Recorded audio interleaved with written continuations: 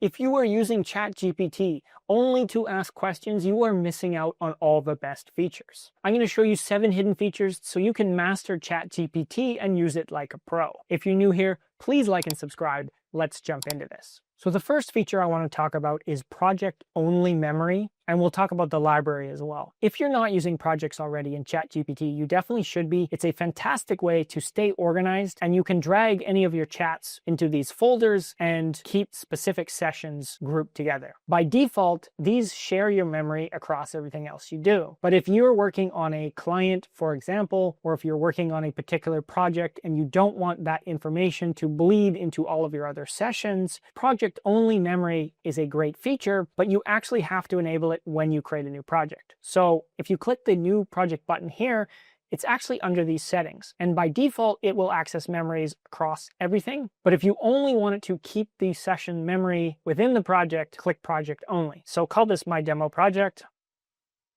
And then you can go ahead and, like I said, demo, you can start new chats within this, or you might want to go, hey, AI podcast suggestions, that goes in my demo project, and now it's here in your demo projects. But because I created the AI project session suggestions before I made the demo project, there might be information in here that was pulled from the general memory. So be aware of that. Now, library is also a great way to find any recent files that you've had in any of your sessions. The reason I'm bringing up library is because you need to be aware, even if you use project-only memory, the files that you put in here will show up in your library. When you go plus recent files, these are recent files, also add from library, this is your library. The files you have in your demo project will show up here, and then if you use them in a general session, they'll get pulled into your memory. So be careful of that if you're trying to keep things private from the rest of your chats. I actually speak English and Japanese, and my ChatGPT knows that. So occasionally,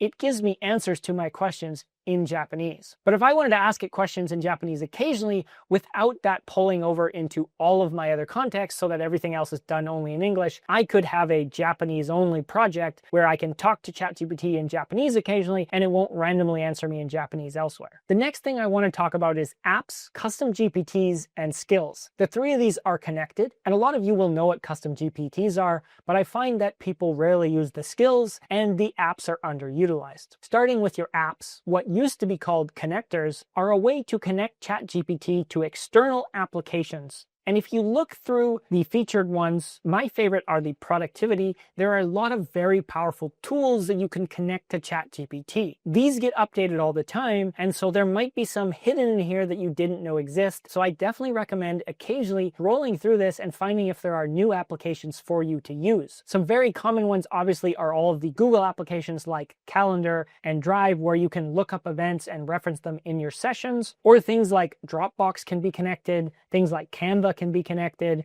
There are a whole bunch of super useful productivity tools if you're integrating ChatGPT into your life. If you don't have this app connected, all you need to do is find it, click the connect button, and it'll get you to log in. And then once you have it connected, so let's look at a fun example. Let's look up Spotify. You can start a chat right here. Now, I can find any Spotify playlist, song, podcast on the internet. But what's nice about having your apps connected is it just makes things you do often faster. So for example, I want to learn about AI, give me a good podcast. And then I hit enter, and here's a list of solid podcast recommendations from ChatGPT. Now, what's nice about this, if I want to listen to this, I can click play and it will open the Spotify app directly on my computer. Here's the podcast, it's playing, I can like it, I can save it, done. Instead of me having to copy and paste, open up Spotify manually and search for this, having these things integrated into ChatGPT, especially if you use them all the time, is super useful. We can bring this a step further and you can call apps within a custom GPT as well. In this video, I'm not going to dive into all the complexities behind custom GPTs because there are a lot to cover and it's a fairly well-used feature.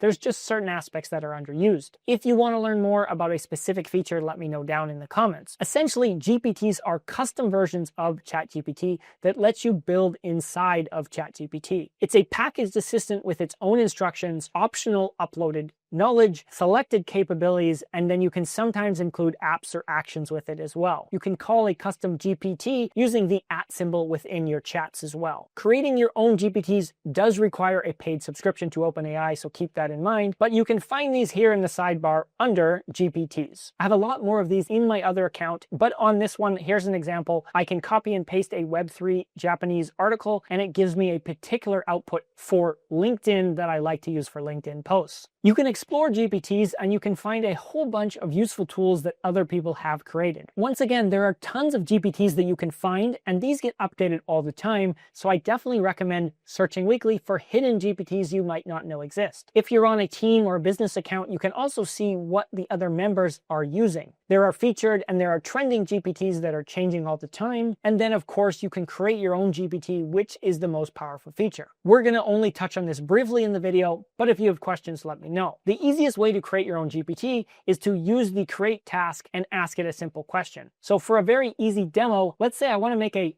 simple tweet generator. I want it to limit to, say, 250 characters, drop all of the punctuation, and use line breaks. Essentially, anytime you do something more than 2 or 3 times in ChatGPT, if you ever repeat an action, you should be creating a custom GPT or potentially a skill, which we'll talk about in a moment. So if you use the built-in create function and we go ahead and do this, it'll make this GPT for you, and then you can actually go in and customize it. This is a good starting point, but you can actually take this much further in the configure tab. You can give this a name, you can give it a custom image, and then you can give it custom instructions. So if I was going to get very detailed about this, I would give it an exact example of how I want tweet to look like. I would give it an output example, and then I would give it exactly how I want these tweets to look, right? I would go in and customize these rules way more if this was something that I wanted to get very specific with, but we're going to save that for now and we're going to pretend this is okay as it is. The conversation starters, these here, are very useful if you're sharing this tool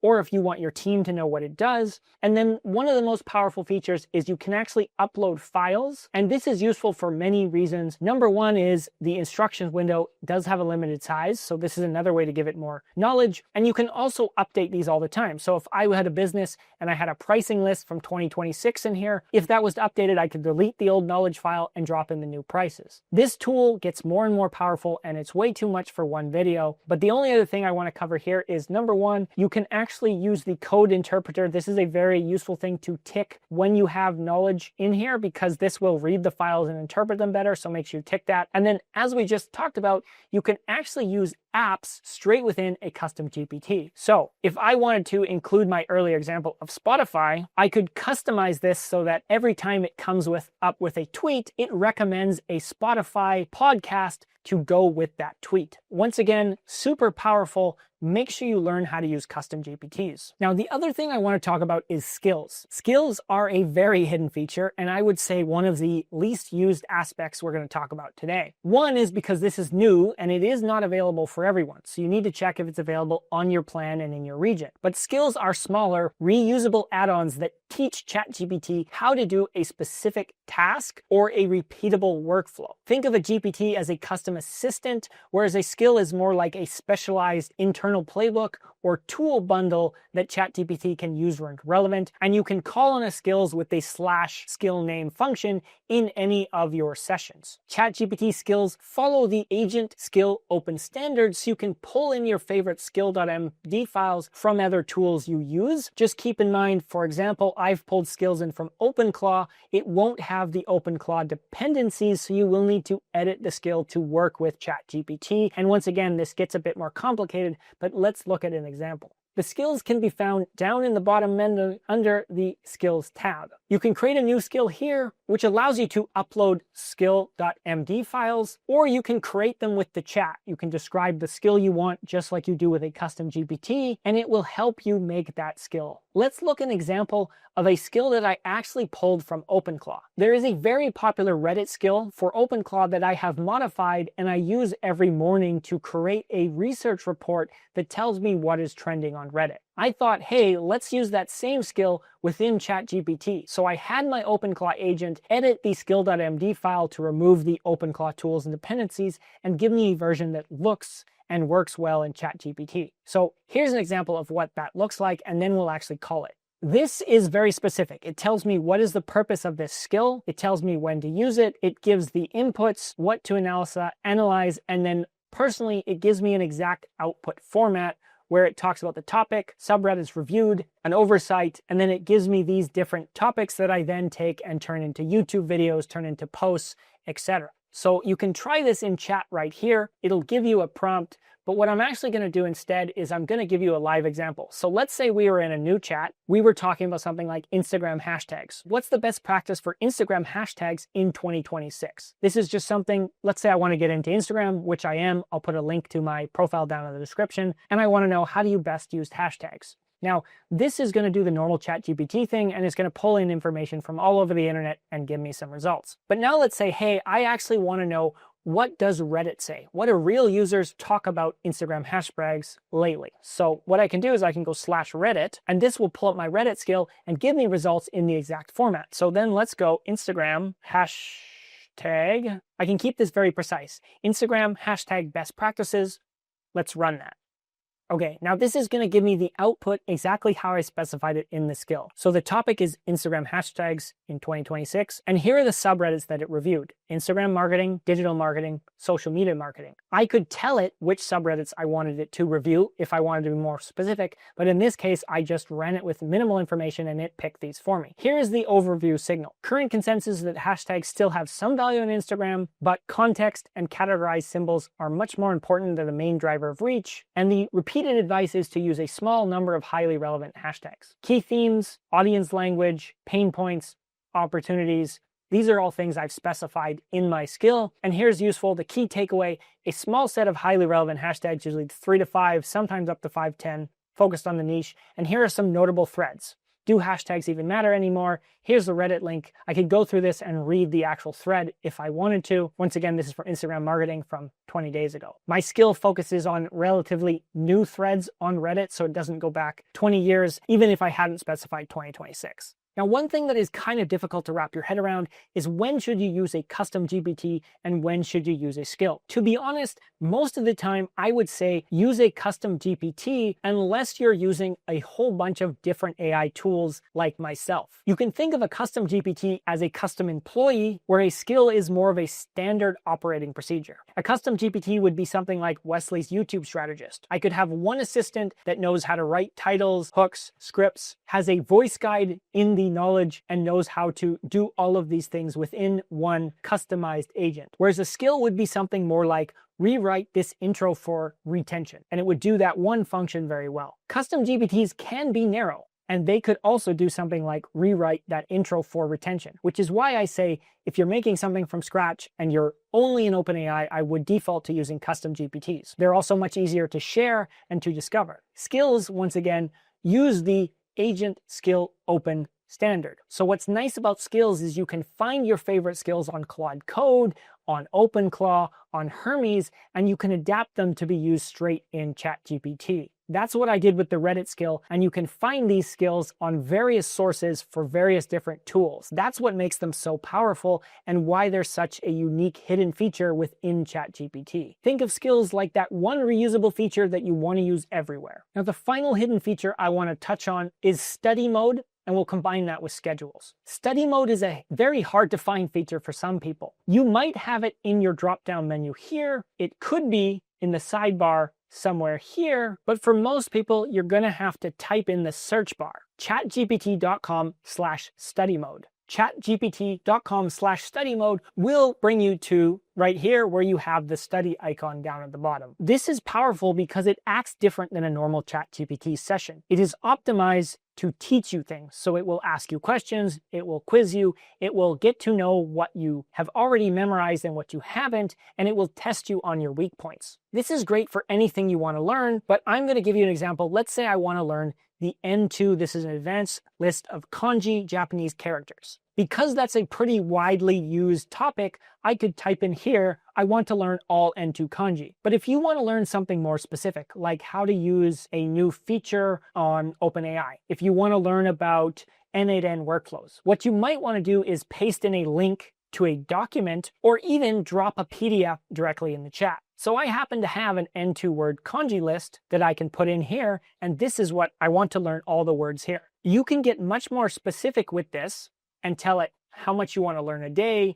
how you want it to quiz you, or you can just say, hey, here's what I want to learn, and study mode will come up with a plan to teach this to you. So here's an example. Kaizen, what do you think this might mean based on the kanji? To be honest with you, I have no idea. So this would be a great example of something I need to learn. Here it's going to give me a hint, and then it's going to give me another chance to learn. Once I figure out this kanji, it's going to ask me another one. One thing you can do is you can pin this chat to the top. You could put this into a project for learning, a project for Japanese, but a more powerful way to use study mode is to actually set reminders using ChatGPT's schedule function. This is great with things like skills that we talked about earlier as well. If you wanted to run your research on Reddit every single morning on AI so you can find trending topics, you can use the schedule feature. You can also use it here with study mode. So let's say, test me every day at 8 p.m. This also works with the OpenAI mobile app. So if you have OpenAI ChatGPT installed on your phone and you turn on notifications, this is now going to ping me every day at 8 p.m. and remind me to learn these 3 kanji daily. Whatever you're learning, whatever ebook, whatever documents you put in here, this is a fantastic way to make sure you actually study or learn the topic you want to learn on a fixed schedule. Instead of saying 3 kanji a day, I could also tell ChatGPT that, hey, I want to learn this in a year. How much do I need to study each day? And it would come up with the entire plan. But the study mode is a much more tailored way than just using the standard chat feature. Try this out for yourself next time you're trying to learn a new skill. As one more bonus, you can also see all your schedules in ChatGPT.com/schedules. And since I've run this demo twice, I actually have 2 in here, but you can go ahead and you can edit this reminder, you can edit the instructions, edit the time, or you can delete or pause these reminders. That was a very broad overview of many of these features. So if you want me to dive in more detail, or if you want me to cover any other features in ChatGPT, let me know down in the comments. I hope you found something in this video useful. I'll see you again soon with another one. Thank you for watching.